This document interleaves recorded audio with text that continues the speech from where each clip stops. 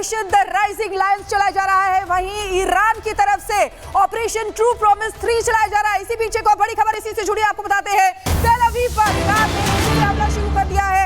Ballistic missile से तेल अवीव पर हमला शुरू कर दिया है। लगातार ये युद्ध और भी ज्यादा भीषण होता जा रहा है। तेल अवीव पर ईरान ने फिर से हमला शुरू किया है। ये तस्वीरें आपके सामने देखिए किस तरीके से धुएं का गुबार और धमाके की आवाज यही बस केवल यहां पर सुनाई दे रहा है।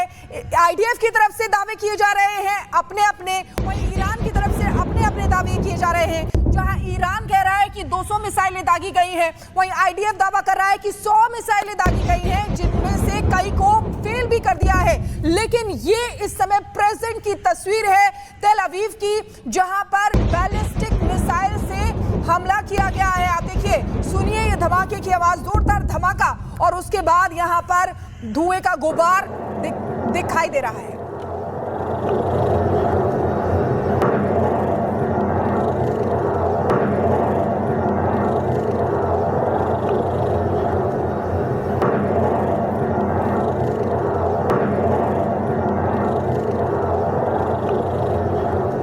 तो ये तस्वीरें लगातार आपको दिखा रहे हैं। तेल अवीव पर ईरान ने फिर से हमला शुरू कर दिया है।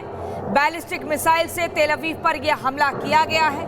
लगातार ऑपरेशन ट्रू प्रॉमिस 3 के तहत ईरान जो है ताबड़तोड़ अटैक कर रहा है और ये काउंटर अटैक किया गया। शुरुआत इजराइल की तरफ से हुई थी। एक बार आपको आवाज सुनवाते हैं।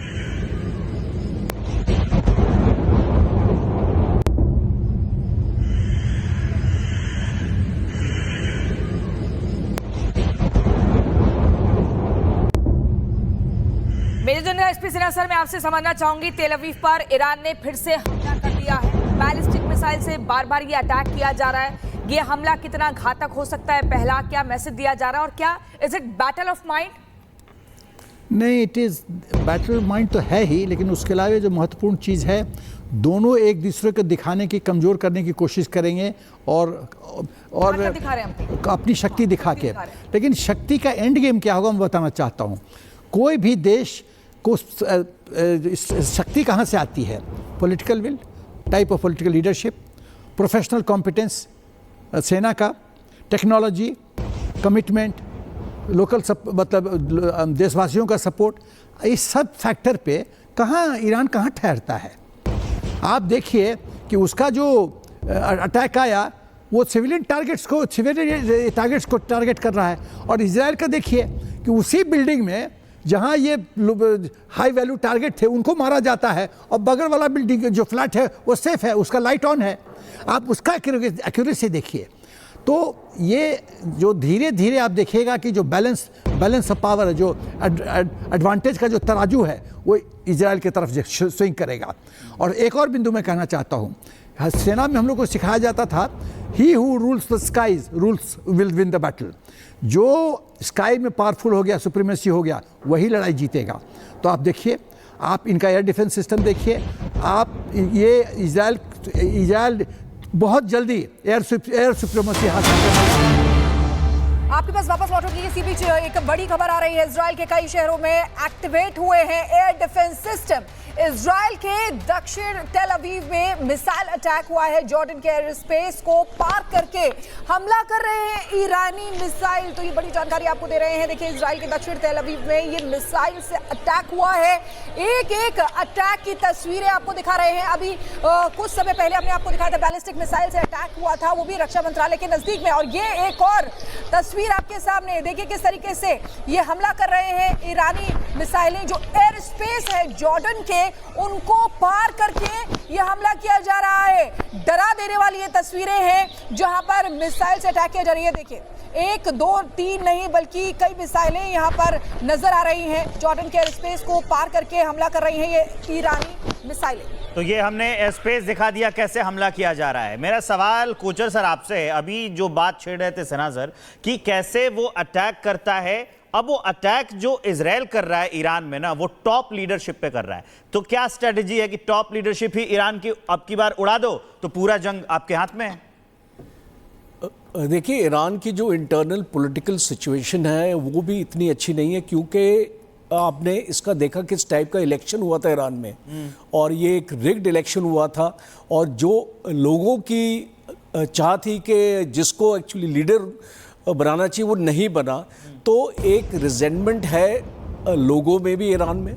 और जब ऐसी चीज़ होती है, जब ऐसी लड़ाई होती है और सैंक्शंस लगते हैं तो लोगों को तकलीफ़ होती है, और जब लोगों को तकलीफ़ होती है तो एक रेवोल्यूशन पैदा होता है। आपको याद होगा 1979 में ईरान रेवोल्यूशन क्यों हुआ था। अब जिस तरीके की ये लड़ाई हम इसको देख रहे हैं आगे अपने लेके जाएगी और ये लीडरशिप को टारगेट करेगी, मुझे कोई शक नहीं होगा अगर पेजेश्किन या खोमेनी को भी टारगेट किया जाए। उनके घर के बाहर ही तो हमला किया है। हाँ बिल्कुल, तो इसको ये स्ट्रेटजी इजराइल की रहेगी कि इस लीडरशिप को ख़त्म करना बहुत ज़रूरी है, क्योंकि जैसे ये लीडरशिप ख़त्म होती है आप अपना ईरान में अपनी टाइप की गवर्नमेंट अपना लगा सकते हैं। और यूएस ऑलरेडी इस पे काम कर रहा है। CIA जो इंटेलिजेंस एजेंसीज हैं उनकी, वो ऑलरेडी इस पे काम कर रही हैं। ये इतना जल्दी नहीं होता तख्ता पलट, इसमें टाइम लगता है, पर इसमें जो एफर्ट यूनाइटेड स्टेट्स ले रहा है, मुझे ऐसा लगता है अगर ये लीडरशिप एलिमिनेट होती है, खोमेनी को अगर ख़त्म कर दिया जाता है, पेजेश्किन को ख़त्म कर दिया जाता है, तो एक स्ट्रॉन्ग पॉसिबिलिटी होती है मॉडरेट लीडरशिप की आने के लिए, जो ये शांति चाहते हैं, लड़ाई नहीं चाहते हैं। कोचे सर, मैं एक मिनट आपके पास आती हूँ, लेकिन एक बड़ी खबर आ रही है। इजराइल के पीएम नेतन्याहू का बड़ा बयान, ईरान के पास कम नहीं रहने देंगे। ईरान के लोग खामनेई के खिलाफ आवाज उठाएं। वो बार बार ये कह रहे हैं नेतन्याहू कि ईरान के पीएम नेतन्याहू कहते हैं कि ईरान का परमाणु कार्यक्रम बर्दाश्त नहीं है।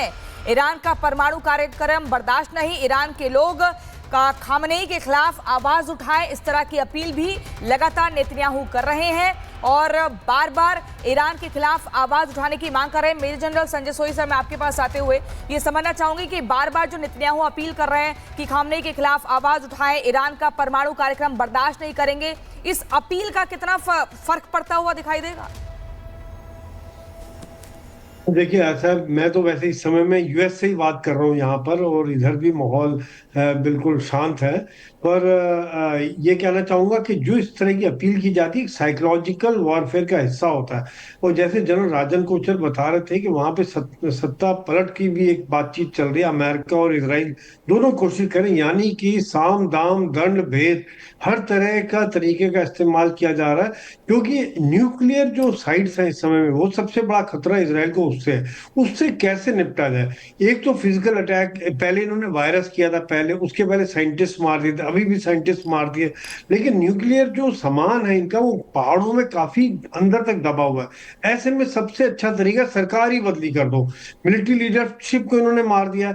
अगर सरकार वहां पर बदली हो जाती है और अमेरिका और इजराइल समर्थित सरकार वहां बन जाती है, तो न्यूक्लियर की प्रॉब्लम अपने आप वो सरकार साइन करेगी और वहां पर जो इनकी परमाणु शक्ति बनने का जो सपना ईरान का वो खत्म हो जाएगा।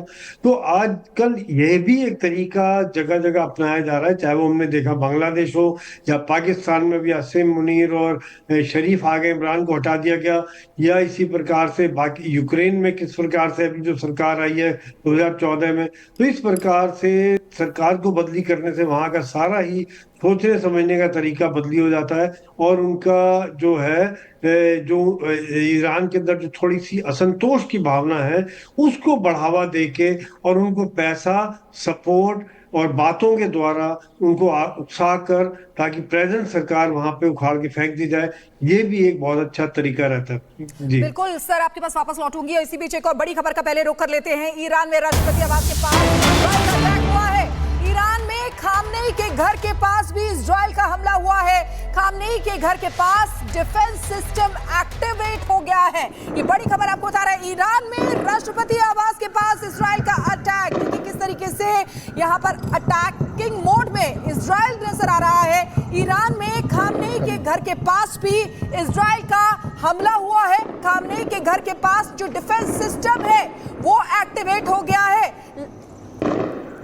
तो ये बड़ी खबर आपको बता रहे हैं और ये तस्वीरें भी लगातार दिखा रहे हैं। एयर डिफेंस सिस्टम जो एक्टिवेट हो गया है खामनेई के घर के पास जो एक्टिवेट हो गया है, यानी कि ये साफ है कि उनको भी निशाना बनाया जा रहा है। जहां परमाणु ठिकानों को निशाना बनाया गया, सैन्य कमांडरों को निशाना बनाया गया, वहां पर अब खामनेई को टारगेट किया जा रहा है। राजन कोचर सर, आपके पास आते हुए इसको कैसे देखते हैं आप? क्योंकि न्यूक्लियर जो परमाणु ठिकानों को जो निशाना बनाया जा रहा है, लेकिन जो परमाणु है उनके पास वो तो काफी अंडरग्राउंड है, ऐसे में उनको निशाना नहीं बना सकते। अब ये हो रहा है, इस पर आपका रिएक्शन? देखिए, ये जो न्यूक्लियर की बात आपने करी, ये बहुत इंटरेस्टिंग है, क्योंकि 40-50 मीटर अंदर आपके जो न्यूक्लियर के आपके फिसाइल मटेरियल और आपका यूरेनियम एनरिच्ड अपना यूरेनियम रहता है। तो इसके लिए एक आपको कैपेबिलिटी चाहिए। जैसे B-52 बॉम्बर्स अमेरिका के पास है, उनके पास कैपेबिलिटी है कि वो ज़मीन के अंदर अपने उनके बॉम्ब्स जा सकते हैं, बट इज़राइल के पास ये कैपेबिलिटी नहीं है। तो इसीलिए इज़राइल अभी अपनी स्ट्रैटेजी, जैसे आपने बताया, ये टॉप लीडरशिप एक सॉफ्ट टारगेट रहता है और उसको एलिमिनेट करना इतना ज़्यादा मुश्किल नहीं है। और अगर आप ईरान के एयर डिफेंस भी देखिए, उसको बावर 373 जो उनका एयर डिफेंस मेन है, वो S-300 जैसा एयर डिफेंस सिस्टम है, उसको तोड़ना बहुत मुश्किल नहीं होगा इजराइल के लिए, बिकॉज इजराइल के पास उस टाइप के बैलिस्टिक मिसाइल्स हैं, हाइपरसोनिक मिसाइल्स हैं, जो इसको ये जो इसका एयर डिफेंस सिस्टम है उसको रोक नहीं पाएगा। और इसीलिए मुझे ऐसा लगता है कि अभी जो ये स्ट्रेटजी, जैसे आपने अभी कवर किया कि वो पैलेस के पास अटैक हुआ है, इसका मतलब कि इजराइल वहाँ तक पहुँच चुका है और अभी टाइम की बात है, उसको कहीं ना कहीं अंडरग्राउंड शेल्टर में मूव किया जाएगा खुमैनी को, बिकॉज वो सेफ नहीं होंगे अपने पैलेस में। उनको भी अंडरग्राउंड, उनके भी एक्चुअली बने होते हैं, बंकर्स बने होते हैं, जिसमें ये लीडर्स को सेफ्टी के लिए इसको पहुँचाया जा सकता है। तो इसमें जो इजराइल की ह्यूमन इंटेलिजेंस काम आएगी, बिकॉज उनको एग्जैक्ट पिन पॉइंटिंग की इंफॉर्मेशन उनको चाहिए होगी कि कहाँ पे खुमैनी आज हैं और किस लोकेशन में उनको छुपा रखा है और वो कब तक छुपे रहेंगे। देखिए, लड़ाई जो है ये 4-5-6 दिन में ख़त्म होने वाली नहीं है, ये एक लंबी लड़ाई। इजराइल जो है वो पूरा स्ट्रेटेजिकली चल रहा है, किस तरीके से उसने परमाणु ठिकानों को निशाना बनाया, और बयान भी नेतन्याहू का सामने आ रहा है कि परमाणु कार्यक्रम को बर्दाश्त नहीं किया जाएगा। फिर नेतन्याहू ये भी कह रहे हैं कि वहां की जो जनता है वो खामनेई के खिलाफ खड़ी हो, यानी कि स्ट्रेटेजिकली जो है इजराइल चल रहा है। 3 आर्ट वॉरफेयर हम चाइना को देखते हैं, इसको एम्प्लॉय करता है। एक साइकोलॉजिकल वॉरफेयर होता है, जैसे अभी जनरल सोई ने भी जिक्र किया, और एक होता है लीगल वॉरफेयर और एक होता है आपका सोशल मीडिया में जैसे इसका प्रोपेगेंडा होता है, मीडिया का जो होता है। तो ये जो लड़ाई है एक प्रॉपर स्ट्रैटेजी के साथ इजराइल इसको लड़ रहा है, जिसमें साइकोलॉजिकल वॉरफेयर एक बहुत बड़ा हिस्सा है। लोगों को बता रहा है ईरान के कि ये आपके जो लीडर हैं आपके देश को तबाह कर रहे हैं, आपको इस लीडरशिप को चेंज करने की बहुत ज़रूरत है। और लोग तो वैसे ही एक अपॉर्चुनिटी की तलाश में है, और अगर ये अपॉर्चुनिटी इजराइल ईरान के लोगों को देगा, मुझे कोई शक नहीं है कि वहाँ पे रिजाइम चेंज की बहुत स्ट्रॉन्ग पॉसिबिलिटी आती है। कौन सा अवाम है देश का जो अपने ऊपर बम अपना गिरना अपना देखना चाहेगा? कौन सा अवाम है वो जो आपकी सरकार आप उसको प्रोटेक्ट नहीं कर सकती है? अब एक्चुअली अवाम को ये लग रहा है ईरान की। सर, मैं आपको यहाँ पर रोकना चाहूंगी, लेकिन एक बार दर्शकों को हम ये बता देते हैं कि आखिर ईरान की मिसाइल पावर क्या है। आप देखिए कि करके अगर सेजल की हम बात करें तो 250 किलोमीटर तक वार करने की क्षमता है, और ऐसे में अलग अलग जगहों पर 2,500 किलोमीटर तक मारक क्षमता इसकी बताई जाती है, जो कि बहुत ही खतरनाक है। और ऐसे में यही खतरा इजराइल को बार बार हो रहा है, वो अपने सर्वाइवल के लिए ही अटैक कर रहा है।